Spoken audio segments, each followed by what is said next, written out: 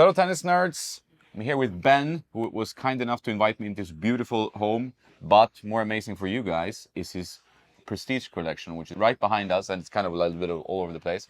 Ben, like, how did you get into this? Like, how did it become this? Well, it's when I started playing tennis, I'm actually from the Midwest in Illinois, and the big things back in the 80s were Prince rackets, Wilson rackets. Yeah. And so those were the first that I tried. And, honestly, if I would have played with those, I probably would not have been able to play tennis at all. The main thing was when I ultimately tried my first head racket, Yeah. they have the more rectangular grip. Yep. And then that really just locked in terms of how the You felt like this felt right. Yeah, it just felt solid in regards to that. And then so, with the early head rackets, they just ultimately felt different than the other frames. The denser string pattern back in the day with the flex, the box beams, it hit perfectly. And then, prior to the Prestige, they had many good rackets, the Head Graphite Pros. Yeah. You'll see like players like Mancini, Emilio Sanchez before they kind of navigated to that. Yeah. The good old days. David Wheaton as well, like good American player. So a lot of them hit with these box beam, Head Graphite Pros, but then, ultimately the Prestige came out, or even the TXP, which is, the predecessor to the Prestige. Yeah. And you have a immaculate number of it's a beautiful frame. It's one that people don't know really. Like it exists. So it's it's impressive. How do you collect so many of them? So admittedly, my first thought when I first tried to collect them was just get one or two. Yeah. But then once you see, at least for my opinion, the cosmetics of these rackets, I think they're absolutely beautiful. So yeah, they are. I liked what Head did with their latest generation of like the Gravity Tour, so you could see the same style. So they have that crisp metallic paint. So to me, it actually looks like artwork. And so when you have the artistry of the cosmetics and of the play, admittedly, I'm sure everyone knows that tennis is a very mental sport. So when you're in a good mindset, you just play well. So I think it's like anything that happens was never related to the racket. The way I look at it, it's all on you. So because I know that the racket, when you spec it out and you're hitting with it, it's to perfection. So if I'm making missed shots, it's no because I had some sort of mechanical deficiency or mental deficiency, because it's all the racket spec'd is up. good. Yeah, the racket's all good to go. So really what happened is, because then I became a fan of that. They had the multiple different generations. So the history of the Prestige is from, if you want to call it, 86 from the TXP, the predecessor. I would guess that would be it, right? 86. Yeah, but then really the true one is 1987 with the original brown one. So if you think about that, there's 40 years of Prestige. Now, sadly, we don't see as many players, so you might see on my ongoing jokes, I'm always looking for the Prestige. Yeah, there's still guys out there, but they're diminishing obviously with the game becoming more power oriented, more spin oriented.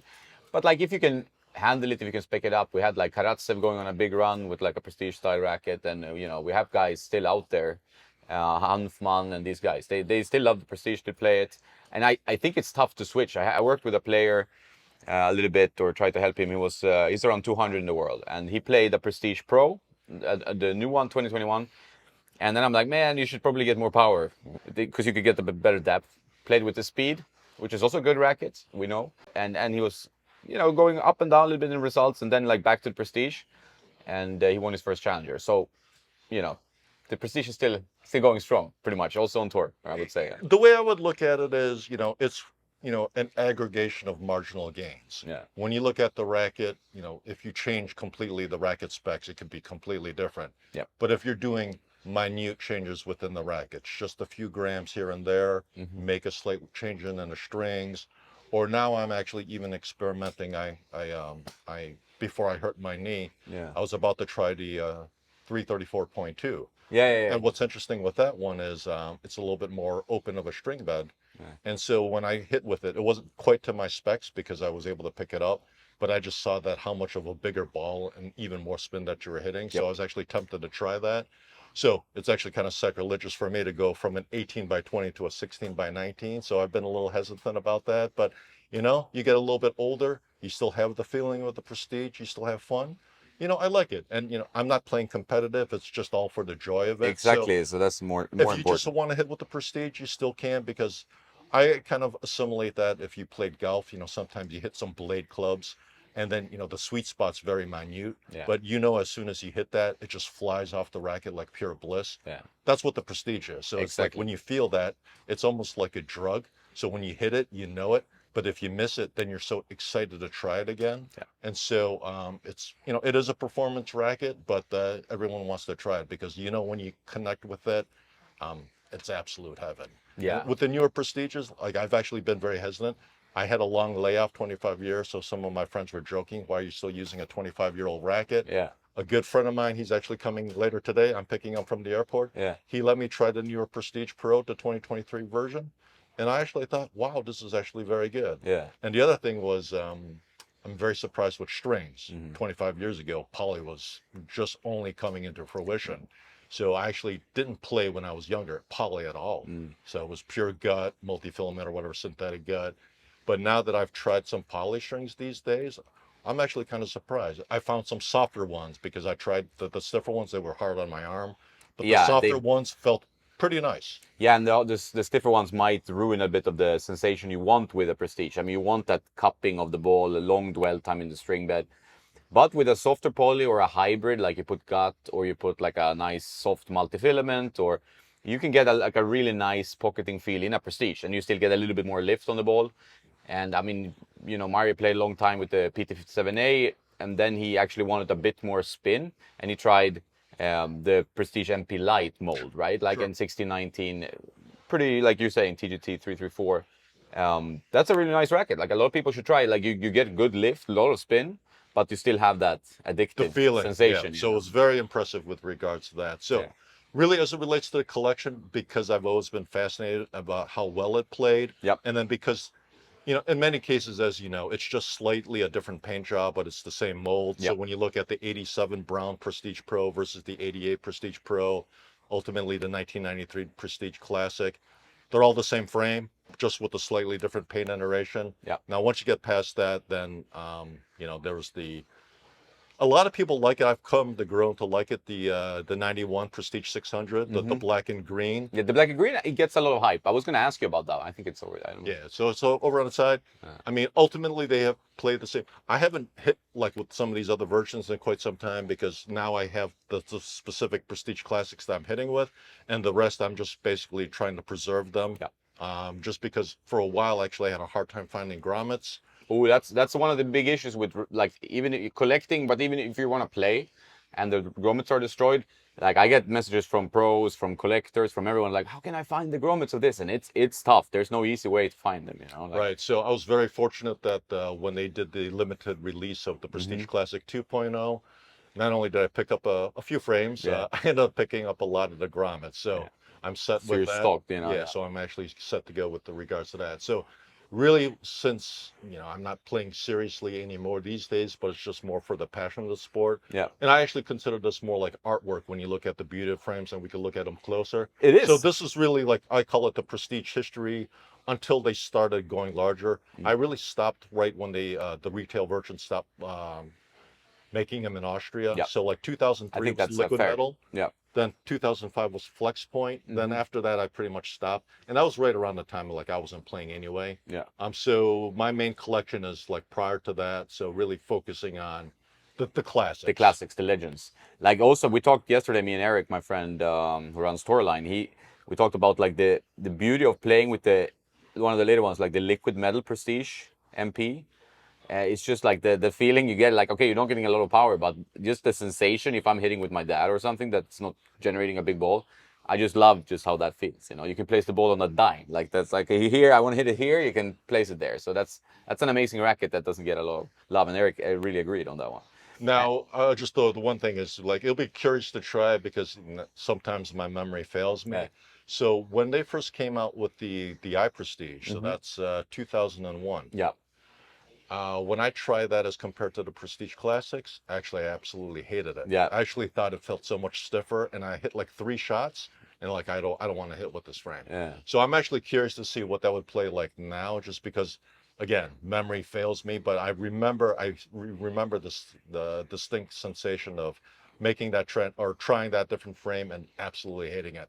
But it's like when you get used to it. I kind of mentioned before, I always like the joke. I'm a complete head case. Well, not to play it as a joke like that, but I'm a mental case in regards to that. I needed to make everything sure, like that the racket is in the position that I like.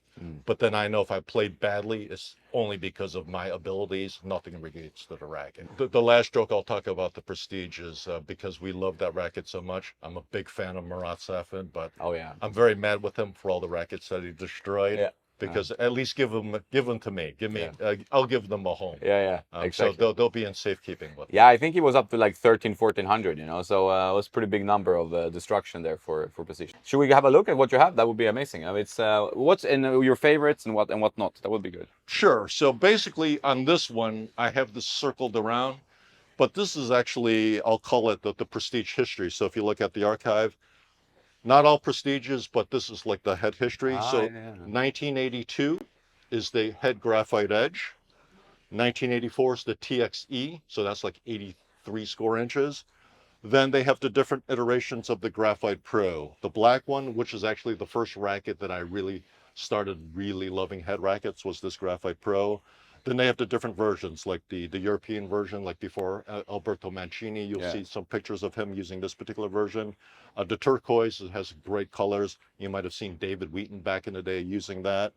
Then really, this is the predecessor, the 1986 TXP. It has the same layup as the Prestige Pro, just different cosmetics.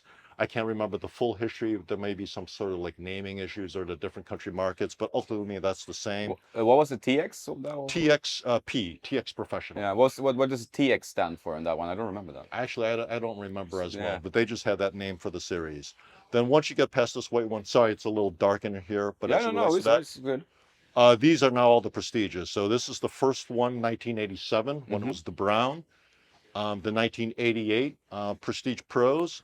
This is actually a new version because I think it added the Prestige Pro stamp on this. You'll actually look on this one, actually on a different side it didn't have it. I'll show you later.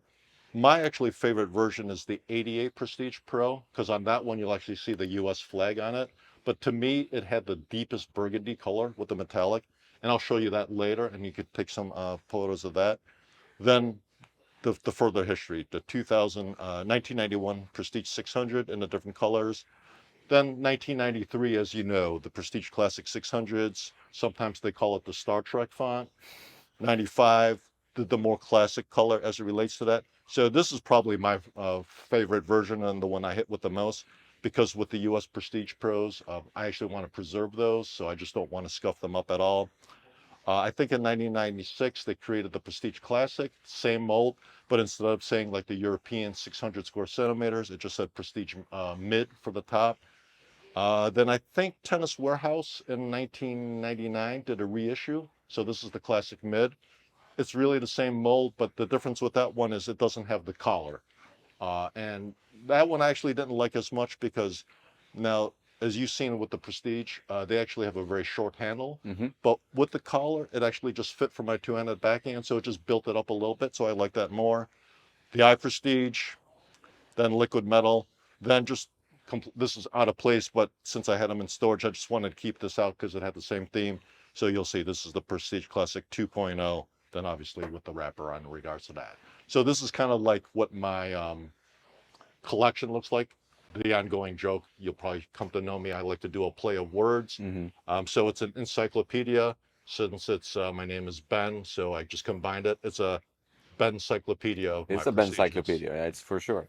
Yeah, my favorite cosmetic probably is this one. I never hit with one of those, but it's like I just like it's kind of like white rackets. But obviously the classics are over there. The green and black look pretty amazing, I would say.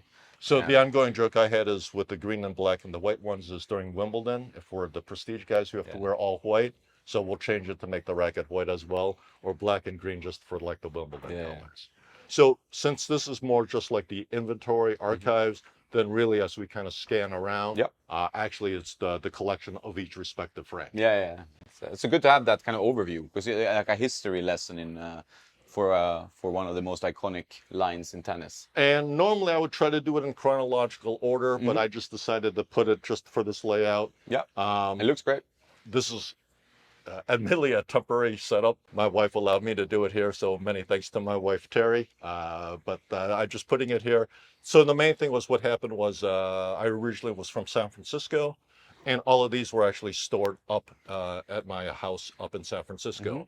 But my wife and I also moved down here, so for the longest time I had my rackets up there and I was down here. So I needed to get them down. I actually didn't trust the moving company to move it. So what I end up doing is over the course of 2 years, I slowly moved some down. But I kid you not, only about a week and a half ago, I rented a big minivan, stored up all the rackets in there, and I drove from San Francisco here down to La Quinta, 9 hours drive. I was gonna say that's a long drive. Yeah, Dedication. it was not fun, but I wanted to make sure that I had full control Yeah. of my rackets, and so thankfully made it home safely, and now they're back down here in Desert Paradise. Yeah, if you have a collection, you don't maybe want to risk that if something happens and it's like, yeah, beyond your control. I completely get it. It's like And the your baby. biggest thing is I always joke. So I drive a BMW. I always like to tell people I'm the most conservative driver you'll probably see driving it. So I'm probably one of the slowest guys out there. Yeah. So I was barely driving 70 miles an hour on the expressways. Many times here in California, we'll have to do the conversion to kilometers later, but No, I think they're doing 80, 85. yeah, So I'm much less than that. Than making sure that I just drive home safe to make sure that the prestiges get back down here. So yeah.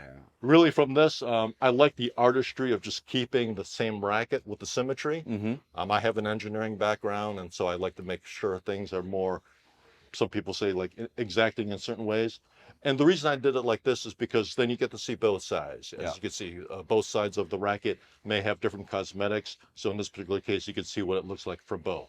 Now, the shame with this is you don't see the full aesthetic of the frame just because it's on the side, Mm. but you get a good feel for this. And what's nice with these particular ones, on many of these are the original leather from Yeah, I was 1986. gonna say, yeah, So you'll that's see some of them I have none because they were already turned to garbage. yeah, But on some, if you see that they're looking good, I end up keeping to make sure that it is. Because I know I'm not gonna, I have a handful of these that I might hit with, but I'll just make sure that these are preserved yeah. accordingly.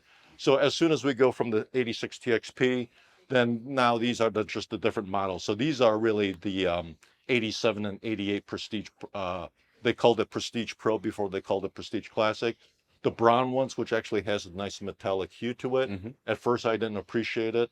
Kind of like before, I was a Federer fan versus Nadal, but over time, I've come to appreciate Nadal so much more. With the Prestige Pro 87, the brown I didn't enjoy as much, but now I appreciate it more. Then you can actually see some of these have the nice European logos on them. I I saw was that. Yeah. always fascinated with that coming from the U.S. So Bisonder's arm, like something about arm friendliness. So this actually has the nice logos as relates to this. Then you can see these are the different Prestige Pros. The later iterations actually have the stamp on it. So these are the later iterations of this. Some of them actually don't have it, and some didn't even have 600 on it. So this is the collections. We'll call it the 87 and 88 Prestige Pros. Yeah, they're beautiful. And they have that it's like vibration thing on the side. That's Yeah, so that's beautiful with this. I think rackets like look better before. I mean, now they're some funny colors and stuff, but like that kind of, usually have them glossy, not always, but it just felt like more like a tool.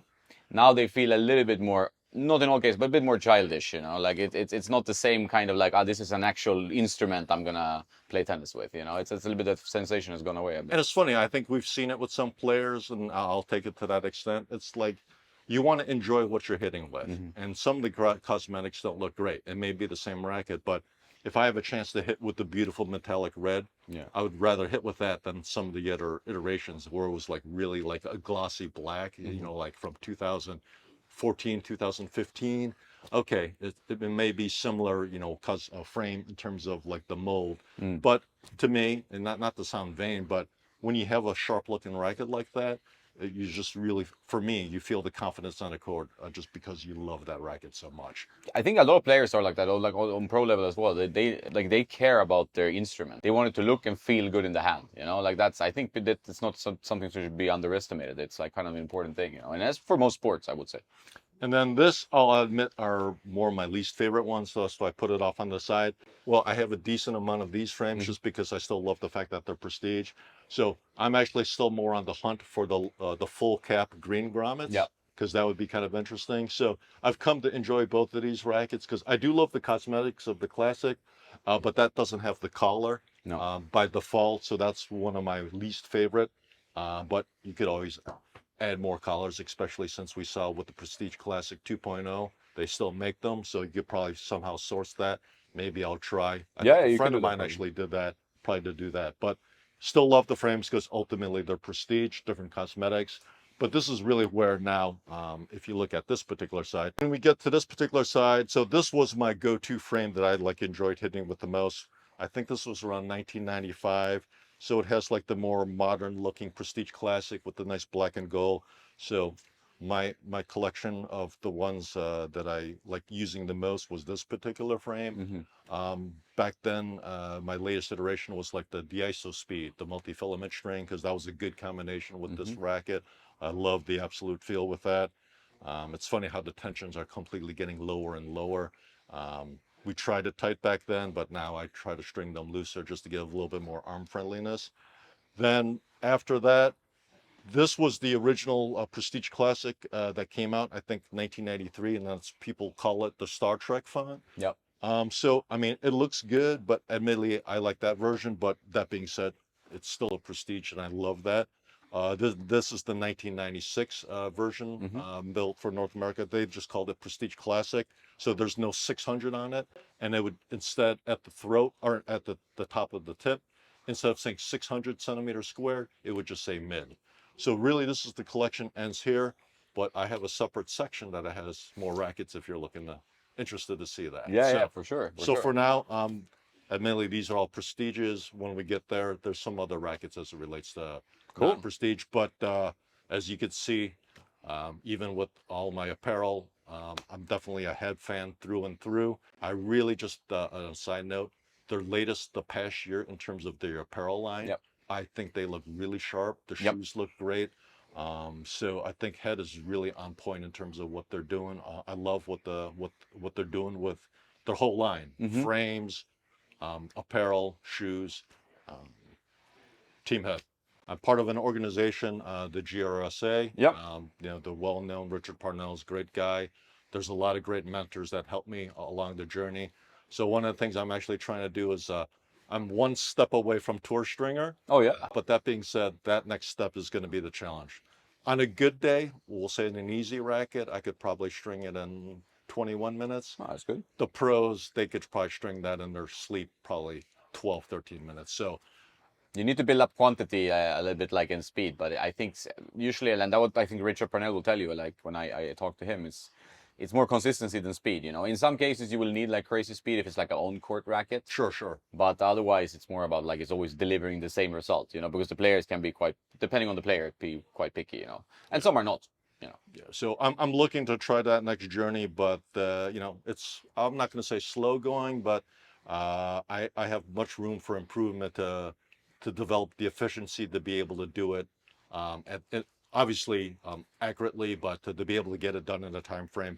I was at the conference in Malaga in Yeah, yeah. November, and so just to see it live, because obviously I've seen stringers at the clubs doing Hmm. stuff like that, but to see the professionals do it like really up close and personal, like I did, it was fun. Yeah. It was a great experience, and it just shows. I did some videos to be able to record it to say what can I do to improve. Yeah. Like tennis, like everything else, everything's about marginal improvements, and like if I could just get a little bit better each day, You will improve a lot. to have it and to be able to control your rackets and your strings. I mean, I love that too. That was actually one of the things I decided to string myself. Sometimes you see the quality in terms of how they tie off the knots or they do these other things. In some cases, it's aesthetics. In some cases, they're real issues. But hey, if you could actually drive the consistency to make sure that you do it, the biggest key is to eliminate as many variables as Yeah. possible. So once you eliminate the variables, that's why I like tennis. It's one on one. So if I know that I did everything right, that I know that's what you could control. So if you could minimize any extraneous variables, at least now you know where you're coming from, which is what I like. Yeah, 100%. Awesome. So let's have a look at what you have going on there. Obviously, this is not an ideal setup, No, I know. but I did this because when I worked here. My Yeah. wife, when we had a chance to work remotely, she Yeah. worked there. But since I don't have to use my laptop more than an hour at most of the day, Mm. this ideally was a pretty good height because you It see, is pretty good, huh? this was actually a desk that they used. And so I thought, you know what, this actually might work. And since I'm not super tall, because like I always thought, it's like right around here, Mm-hmm.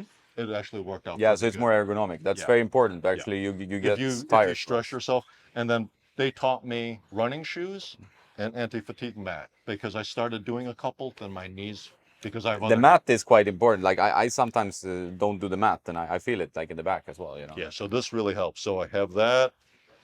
So the head machine, the 4-in-1 machines, my mentors have been helping me get along in the stringing journey. Of course, I got the mini tennis rackets that are head. These are super sensitive, as you can imagine, within 1 unit of the respective. Yeah. So my understanding is once you match weight, Mm. if it's within 1 gram of each other, Yeah. they call it incident. The balance 1 millimeter, swing weight 1 point. If they're all the same, like within one, Yeah. then you're good to go. You can see I'm actually going to give this to my friend later. So it's actually the hairpin of a stiffer version. So we're going to actually completely add the new palette, new grommets, string it up, and he'll be good to go with that one. So that's so nice and glossy, you know, and the pro stocks, you know, Yeah. they're nice looking for sure. May I show you the rest of the rackets? Yeah, let's go. Let's You go. might want to record that too. What's nice about these are racked over here are my we'll call it prestige collections. Although I'm sure you know a lot of people call the PT57A prestiges. In my head, there's kind of a prestige, you know. I know like it's not in the prestige family, but it's like in my head it's a prestige. You know? Yeah, that's it what I has think. the feel. It is like a small head size. It's a control racket. It's like that, you know. So you have the US version, Pro Tour 280s, then the Pro Tour 630s. Then what's nice about this, we talked about what I like about if you could find these gems with rackets. So this is that 1988 roughly turquoise graphite pro. Yeah. You'll notice there's still the wrapper on it. So this is That's actually, rare. Yeah, that's tough that's to brand find. new. Yeah.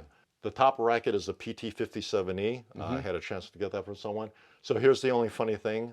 You'll notice I'm a big head guy. Yeah. Out of all things, this one's sticking a little bit different. It's a Wilson Pro Staff, but Yeah. it's a special because a player friend of mine Gave it to you. Yeah. gave it to me. Yeah, so yeah. I have that stored. It's also a nice rack. I mean, the pro staffs also have their own. They have their own like iconic place in tennis history. So there are these lines that pro staffs prestigious stand out. You know, I would say. Yeah. So then now these are the different iterations of the Graphite Pro. So the US version, like 86 roughly. This is the European version because you'll actually see that also has the, Besonders Yeah. armschonend. and then the turquoise version. Good comfort. Yeah, that's what they're focusing on. Then these, what's nice about this particular version was these were the 2013 25th anniversary IG Prestige Pro. So I don't think I've seen that actually in person. Ah, this one. Yes, I've had with this one. Sorry, I'm I've been a racket nerd for too long. I forget what I've had. No, But that's a good looking racket actually. yeah, that's a great racket. So then these are the 21 Prestige Pros, the retail version. I was thinking about trying the 2023 Prestige Pros. That's why these are here. But I think I'm going to vary because, ironically, when I played in Malaga, we don't get a chance to play with red clay courts that often Yeah, here. it's quite different. Yeah. This, I noticed that my shots weren't quite as clean. Yeah. So I'm thinking about the 16. So these are the ones that I have, I think, a dozen of the 334.2s. So I'm actually going to start play testing with that. Yeah, those are nice. Those are nice rackets. And then these, I think this is the 2015. Yep. So these are PT57As. Oh, but I like that cosmetic for the PT57A. I think it's pretty clean. I have a bunch of PT57As. They are, is it IG? I think IG Cosmetics. It's pretty good as well. Nice, nice. Yeah. And then here is really like the collection I really enjoy most. So if you look closer at this one, this is Prestige Pro has the beautiful cosmetic that I like. That's nice actually. Because it has the deeper red burgundy. And the burgundy is important in the Prestige history. Yeah. And then with the US flag, which is kind of interesting as it relates to this one. And then if you feel the quality, this is like original leather. Like they just feel amazing compared to like what I see now. This is great. That feels like you can play it like without an overgrip, you know. So ironically, in 2018, they came out with the Prestige watch. So I got the Prestige watches. Oh yeah. So When was this? 2018. I think I've seen it, but I forgot. So That's really. two to cap it off. Yeah, yeah. So this is probably my favorite version, Mm-hmm. the 88 Prestige Pro with the flag. Then you'll actually see this is like the version, the 600, I guess for the European market and South American markets, has the 600 stamp. But if you look at this, I think this was the original Prestige 600 because it doesn't even have the 600 stamped on Yeah, that. yeah, yeah. So this is also another pride and joy because this was my playing stick. So these are the Prestige Classics with the Star Trek font, not Star Trek font. But if you'll notice, the wrappers are still on that, so those are in Prestige condition. Yeah, yeah. You don't wanna unwrap those. So the I Prestige, still with the wrappers on them. The liquid metal, still with wrappers on them. Mm-hmm. Then in this combination, these are a lot of pro stock. So these are the 237.1s. Mm-hmm. Good ones. These are actually the PT10s in the UTEC cosmetic. Mm-hmm. These, I don't remember what they're from. Yeah, there's like that 98 square inch Prestige that like Vitco Priva I know uses, which Okay. is very rare. I think maybe it's from that mold, but I'm not 100% sure. Yeah, these are PT10s. Then these are some pro stacks that I was able to get from some of my players, friends that were very kind enough to, because they saw that I was a big Prestige fanatic. They decided they wanted me to give it a home. And I tried to find a different head banner for this, so this will still work, but this is an ode to the classic Sergio Tacchini. This was a Monte Carlo tunnel.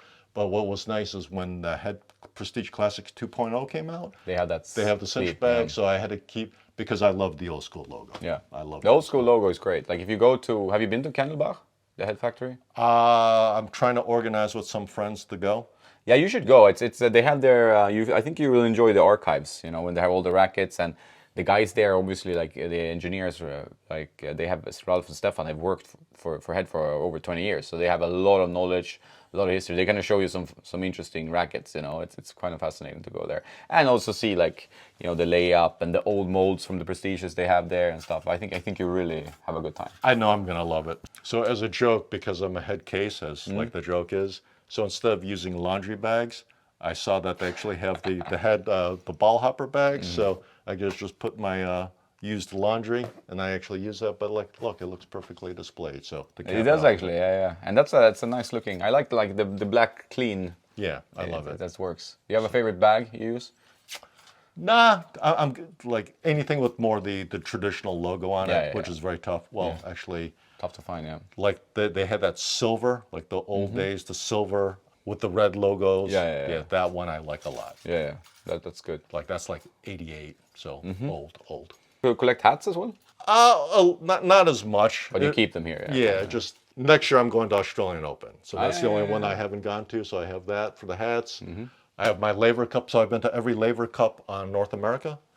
Only because Fun event to go to. I love it. I love it. It was easy for me the last time because it was in San Francisco. Yeah. And they were staying at the Fairmont, and that was only 2 blocks away from my apartment. Yeah. So I was always trying to pass by to see if I could see the players. I didn't see them, but it was good. But I've done those. A little harder, I'm sure you know, because you're flying from overseas in Europe. It's a long flight to get to California. Yeah. So by the same token, for me, when I went to Malaga, we left here at 6 a.m. on a Tuesday. I didn't get settled into the hotel until Wednesday, 6 p.m. Yeah.